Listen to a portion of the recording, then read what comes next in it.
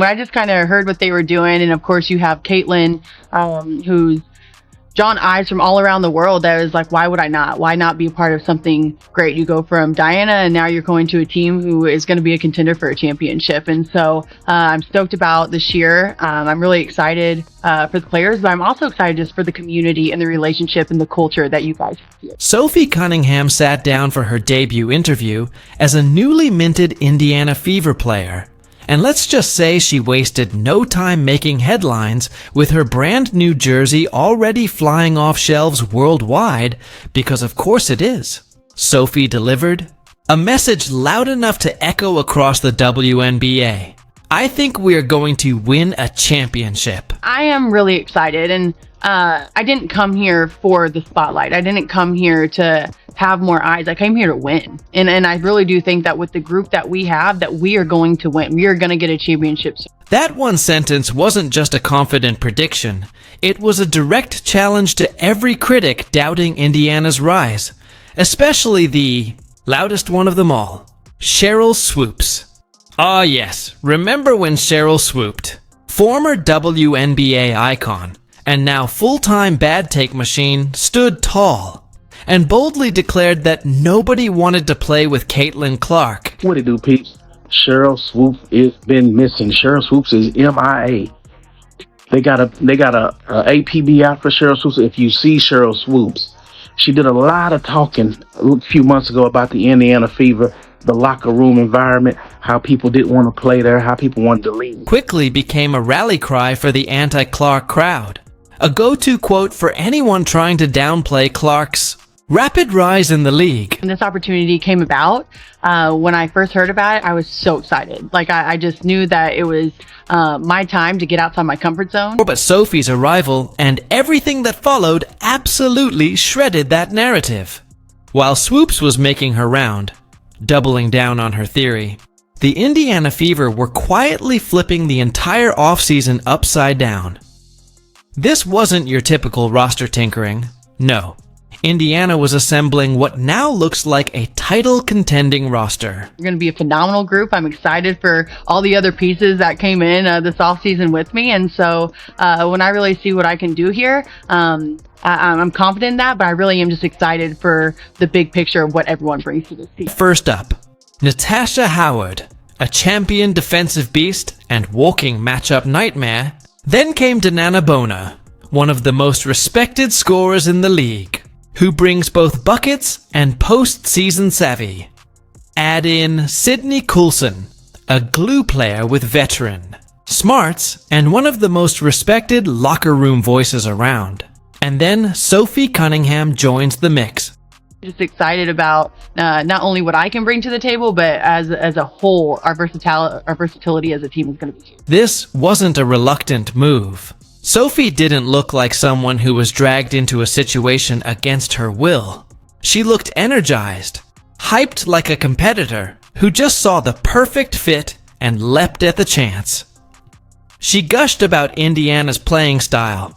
She was thrilled at the chance to run the floor with Caitlin Clark. It wasn't just admiration, it was excitement, chemistry, and buy-in. The style play that you guys are playing here, that Stephanie is going to bring here, it's run and gun, it's shooters, it's emotion and offense, and so my eyes lit up like a Christmas tree. So much for Swoopes being infamous. Nobody wants to play with her line, huh? Need more proof? This narrative has completely... I've played in emotion offense my whole life, outside of kind of Phoenix. You know, it was more one-on-one and let people do their thing, and if you're open, you're open. Where I like to move, I like to run, I like to dribble and kick, you know what I mean? And so when you see Caitlin, when you see Aaliyah Boston, she's a great passer. Kelsey Mitchell's a great passer, that if you move and you make the great cut, you're going to get the ball. And I think that just helps everybody, free up. And so I like to run. I kind of get the name Forrest Gump sometimes, and I'm like, hey, if you guys want to call me, that's fine. I'll beat you down the court every time. But I really am just excited for the style of play and what I can bring to the table for this team. Look at the fans. Sophie's jersey's gone sold out. That's not some fluke. That's a fan base rallying behind the Fever's momentum and Clark's gravitational pull. Players are showing up. Fans are all in. The hype is real, and it's deserved. Being here, I've already been motivated. Like, I know this is a new, fresh start. I'm not in a box anymore. Like, I can finally be free and being an offense that I think that I can really thrive in and be around players who our mind is strictly on basketball and winning. So I'm just re-motivated. I'm refocused. I feel like I'm back, to be honest. I got a nice tan, and that always makes me feel good too. And so being here, honestly, it just makes me want to work even harder than what I've been doing. The most important moment came when Sophie shut the door on all the noise. I didn't come here for the spotlight. I didn't come here to have more eyes. I came here to win. With that one sentence, she didn't just back Caitlin Clark expose the absurdity of the idea that playing with Clark is some kind of burden. Nobody's ducking the spotlight in Indiana. They're chasing it alongside Clark. And judging by the roster, they're about to bring some banners with them. I am just so excited to be here. I'm from the Midwest, and so for me to kind of get back to my roots and be close to my family, I'm so excited. Like, when I say that I am refreshed and I am motivated, and I just like kind of feel like my spark is back.